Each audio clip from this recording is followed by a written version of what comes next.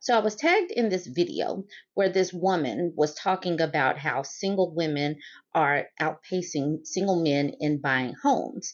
And she said that she made a 16-second, really short clip. And in that clip, she was talking about things like women have only been able to buy homes by themselves for like 50 years. So, congratulations on this feat. And she said that the emotionals went wild because of this post.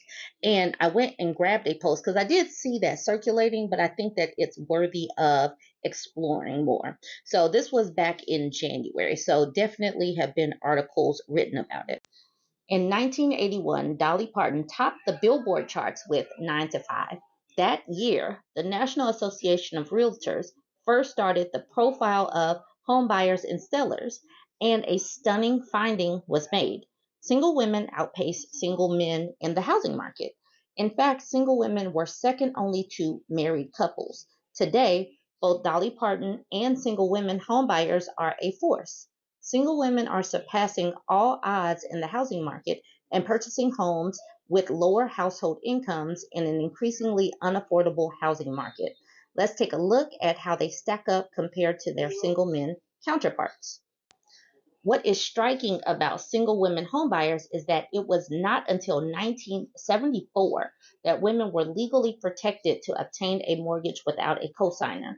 Before the passage of the Fair Housing Act's prohibitions against sex discrimination in housing related transactions and the protections of the Equal Credit Opportunity Act, it was commonplace for a widow to need a male relative as a cosigner. Under federal law, women had no legal recourse for this or any other lending discrimination. In 1981, 73% of homebuyers were married couples, 11% were single women, and 10% were single men. Today, those shares stand at 59% for married couples, 19% for single women, and 10% for single men. The highest share of single women buyers was in 2006 when the share stood at 22%. Between 2016 and 2022, the share of single women will be between 17% and 19%. In 2010, the share of single men rose to a high of 12%, but has stayed between 7 and 9% of buyers in recent years. So here is a better look at the graph. The blue line, those are married couples, and you can see that that is the highest percentage, like across the board. But the purple line is the second highest line, and like this says, is from 1981 to 2023. So single women have been in second place for a while now. And then the yellow line is unmarried couples, and that looks like right now, currently, those are neck and neck. That demographic or that line is neck and neck with single males right now in 2023. So um, the rest of the article. In recent years, an easy explanation for the rise in single women buyers was the drop in the shares of Americans who are married. Using U.S. data in 1950, 23% of Americans aged 15 and up had never been married. In 2022, that share stands at 34% of Americans. That translates into almost 38 million one-person households in the U.S. today, or 29% of all households. Why are women buying homes and men aren't? For that, it is best to turn to who is buying and the composition of their household. Both men and women are most likely to say they are purchasing for the desire to own a home of their own, but significantly more women purchase to be close to friends and family.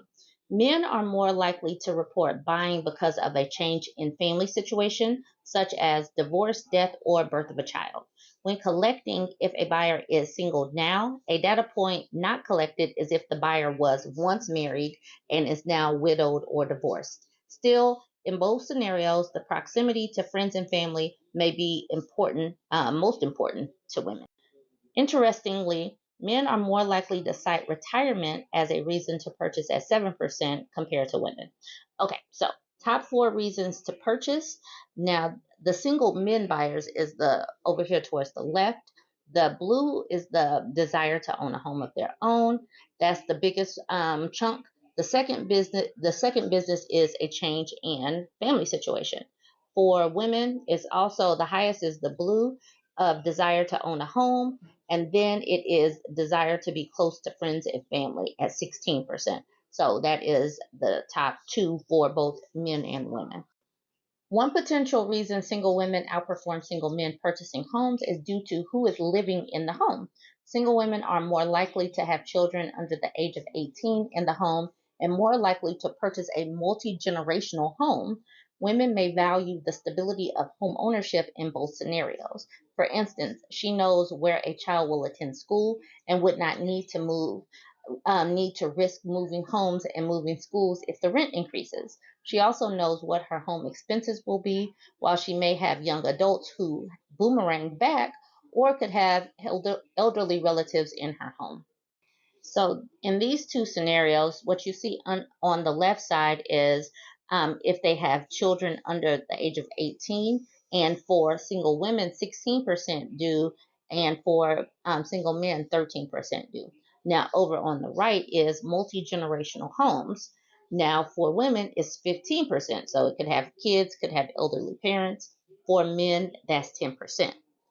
All right, so the second major question posed is finances. Women home buyers typically purchase a home as a first-time buyer at a household income of $69,000, $69,600, compared to single men at $83,800. While male incomes do not match that of married couples or unmarried couples, their higher incomes do allow them more buying power than single women buyers. This is especially important when thinking of the difficulties of housing affordability. This may be one reason why the age of single woman as a first-time homebuyer is 38, while men have a median age of 33 as first-time homebuyers. So that is important to know. Women are still attempting to make gains as far as the income gap or having money saved up to be able to buy a home. So you can see that in this graph right here. So this article is a pretty good graph. Definitely has some good information in here.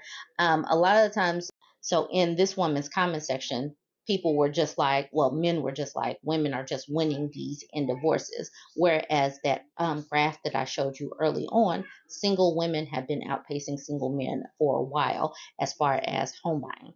So if you're on TikTok, you should definitely check out this video. Now, I fucked up. The other day, I made a 16-second video on TikTok talking about how single women in America own 2.71 million more homes than single men. And silly little me didn't think anything of it. Well, if you're bored, I highly suggest you go check out the comment section on that video, because there are over 6,000 comments from angry men. And you're probably thinking, well, I must have been talking shit about men if men are so mad. This was the video in its entirety. I stated the fact about women owning more homes. I referenced the Equal Credit Opportunity Act of 1974 and how before that it was legal for a woman to be declined a mortgage. And then I gave a quick little shout out to women for having a busy 50 years. Since posting that video, I have had people send me disgusting, nasty messages. I have had people spam book consultations with me through the links in my bio under fake, nasty names. And I can't help but notice that this situation so perfectly demonstrates what it's like to be a woman in this world. This is why women can't run on a trail by themselves. This is why we have to look over our shoulders when we're walking to our car from the grocery store. This is why we have to think twice before answering a knock at our front door. The men who carry anger and resentment towards women in general are the men who hurt and kill women. So if nothing else, let this be a reminder to my lady friends. You're not paranoid. You're not being dramatic. We do live in a dangerous world with some unhinged motherfuckers. So stay safe out there. And if you want to make it 2.8 million more homes than men, hit me up and I'll help you buy a house. Did you know that single women own 2.71 million more homes in America than single men? That's crazy. Especially considering that women couldn't even get a mortgage by themselves until 1974. This has been a busy 50 years, I guess. Period.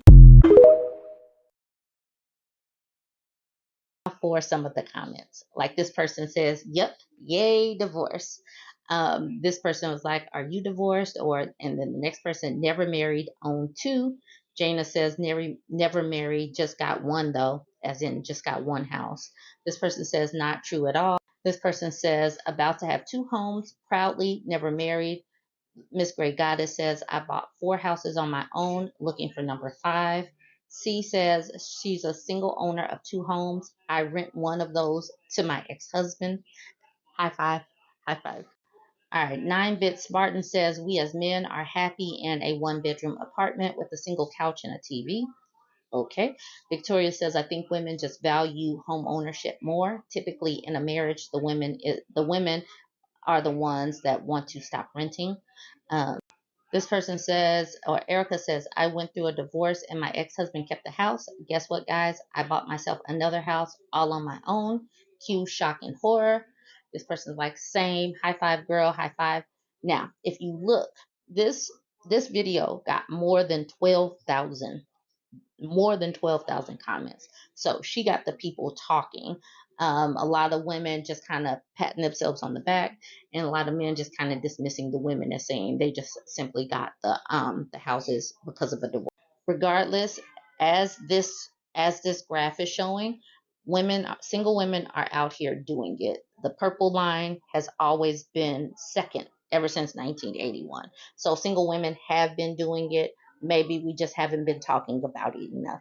All right, jump in the comments. Let me know what you think about this. Don't forget to like, comment, and share. Do you want